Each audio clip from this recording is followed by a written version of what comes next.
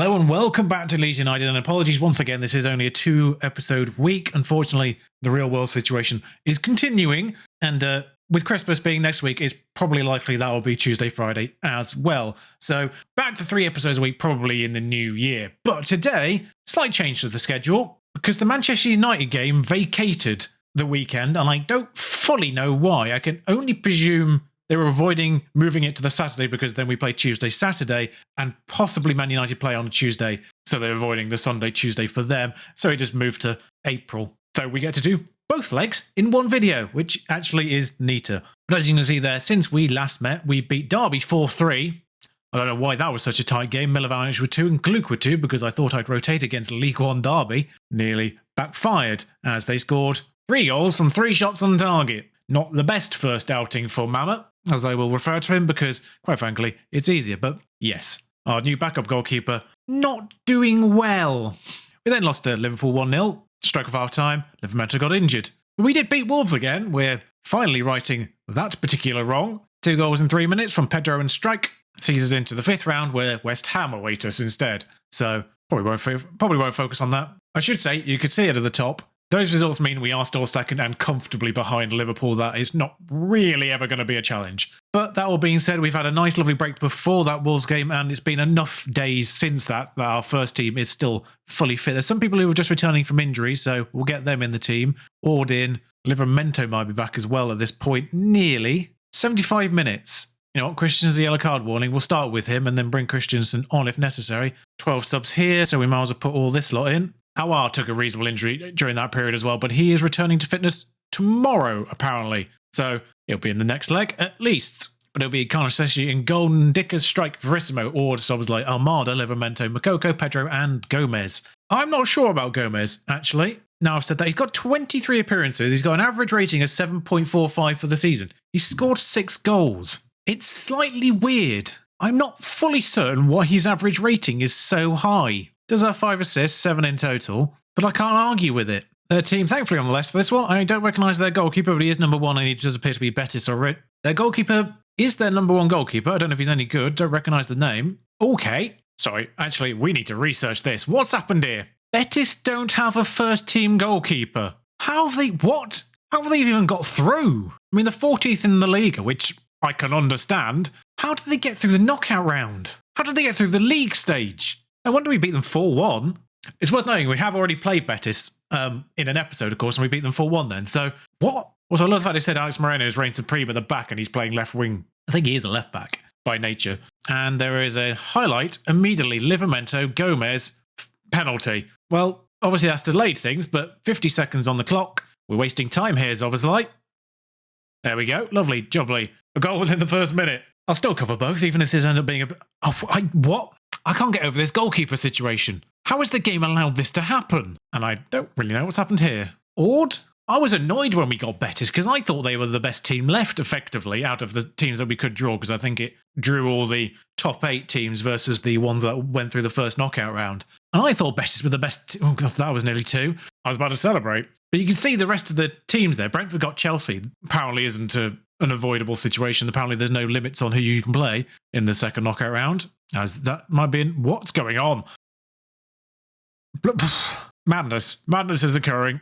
Roma got Atalanta. Roma might be the worst of them, actually, and most difficult of them now I look at it. But yeah, I was annoyed when I got Betis, because, you know, teams like Bodo Glimt existed and Young Boys. And the fact, of course, we played Betis already. Iglesias, Miranda, they're coming forward, which is probably their best option, quite frankly. But Strike's got the ball, and now we have the ball in their half, and this is immediately dangerous. But Pedro's hit the woodwork again, and, I mean, that was actually a really good save from the 1.5-star goalkeeper. Makoko with a fabulous shot. Szoboszlai. And bear in mind, we haven't got a game of the weekend, so we can just go full first strength in the second half of this as well if we need to. We've got 2xG penalty. We've got 2xG by half time as Dendoncker goes close. Can we not let them have a goal from like 0.3 xG, please? That would be nice. Makoko on the edge of the box. Hooks it to... I'm not sure. It's ended up with Armada though. Back to Makoko. And that's ridiculous. And counting. No, it isn't. It didn't come up with the counting thing. I mean, he is offside. The line's wrong. Maybe the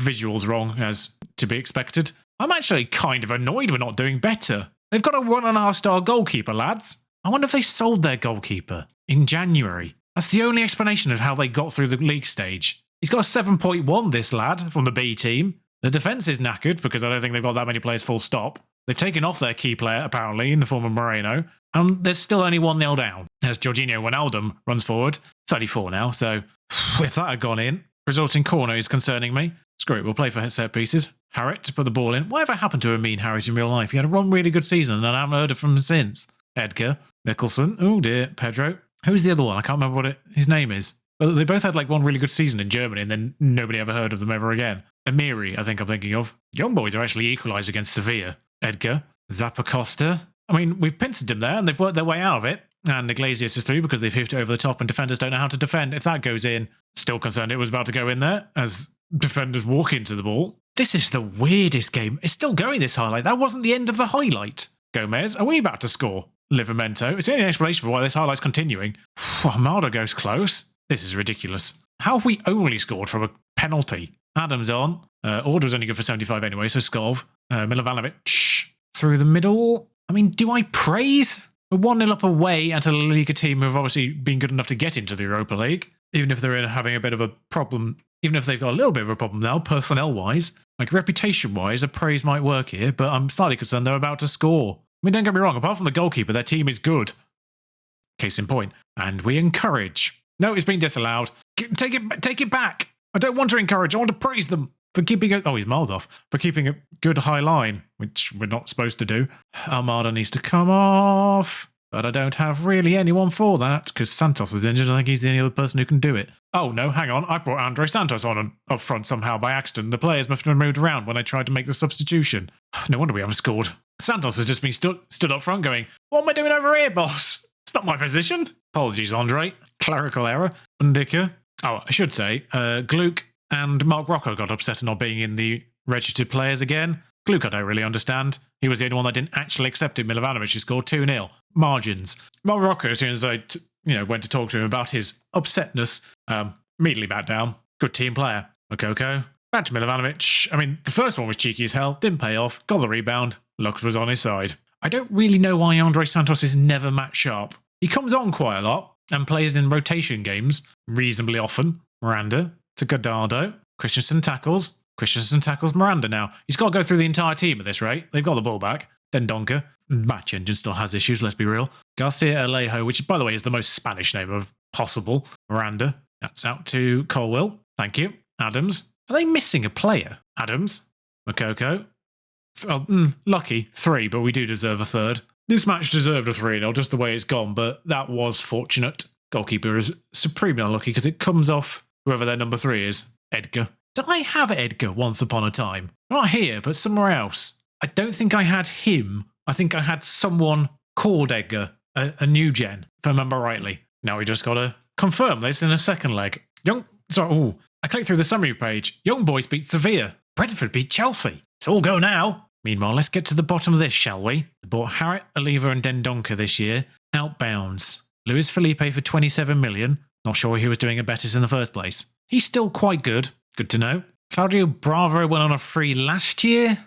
There it is. Rui Silva. Somehow missed it. Last year. Last January. So they've been playing without a goalkeeper, a regular goalkeeper, for over a year. What game? I can see their finances. They've still got 40 million in their transfer budget. Okay, so half the game's already sorted. Atalanta hold firm to dispatch Roma. Dortmund complete the rout on Bodo Glimt. Actually having a worse time at home, technically, than they did away, I guess. Final triumph, as do Rangers. Chelsea got to overturn. Cologne just got to win at home. And Sevilla got to overturn as well. We are the home side with the least to do, which means it's about to come crashing down. Colwell got injured, but a 3-0 advantage now at home. We will do the best we can here. Maybe swap those two over. Mama's going to be in goal to try and redeem himself. Pavlovic, Undika, Cresswell, Skov, Adams, Almada, Christensen, Bamford, Milovanovic, Nekatir. I am concerned by Christensen's yellow card situation, but it's going to come into play eventually, so he might as well do it now. At the very least, using Mama in goal evens things up a little bit. He's got to learn sweeper. So we'll scroll down just so we can see these games playing out right now. And Brentford take an early lead to consolidate that aggregate. Ah, yes, they're the ones in the orange and green kit that I remarked upon last time we played them. I remember. I also remembered what the lolly was called, and it's not actually the right colours for it. I might have been mixing them up with the Tic Tacs. Cresswell, Adams, Christensen just about holds on there. That's not going to get to Milovanovic, so this is curious where this highlight's going. Dendoncker plays it somewhat awkwardly back to the goalkeeper, but they've worked it out. Wijnaldum, Edgar. The pressing near the front is weird because they sort of just make a half-hearted attempt to get close to them, but leave all the lanes open. Wijnaldum has put Iglesias through, and oh god. Okay, Mama might have been a mistake. That is his 4th consecutive shot on target that he's let in. I don't care that he's not great as a sweeper keeper. This isn't sweeping. This is just straight up shot stopping. I mean, the animation doesn't do him a world of good there either. And that is genuinely his 4th consecutive shot on target he's let in. He has genuinely now saved 0%. Of all the shots he's saved 0% of them. Highlight. Milovanovic doesn't quite. Miranda hooked forward to Harriet. Back to Miranda again. Back to Harriet. That was entirely pointless. Canales doesn't get to Iglesias. Cresswell. Where's Ndicka? Should have been Ndicka on Iglesias there. Not sure what's happened. Nakatir comes in with a little bit. Christensen finds Adams towards the edge of the box. That's over. Oh, hang on. They've had 3 shots on target. Mama's made saves. Hallelujah. I'm genuinely not happy with this performance, but we are basically second string here. Ndicka scored from a corner. I was about to talk about something else, which is why I kind of briefly paused, but shouldn't have done that during a corner. That was bad of me, because Scoff's taking it, I think, and... oh no, it's Amada who's taken it, and Ndicka has converted it. Their goalkeeper was somewhat sandwiched, so unlucky. What I was going to talk about, as the Chelsea-Brentford games kicked off, blimey, 3-2, we're going to have to talk about Patrick. His natural fitness, at the age of 31, has become a problem. Those physicals are evaporating. Must improve strength, says the cons. It's not going to happen now, lads. It's not going to happen. I was considering a change in January, but then I remembered I have strikers. I could bring in Gluck, like I did against Derby. I could bring in a Spria, if absolutely necessary. I could also just sort of simply rotate that front 3 line and move different people into the pressing forward roles, if necessary. But Bamford on the ball now. He's more than good enough to do this one.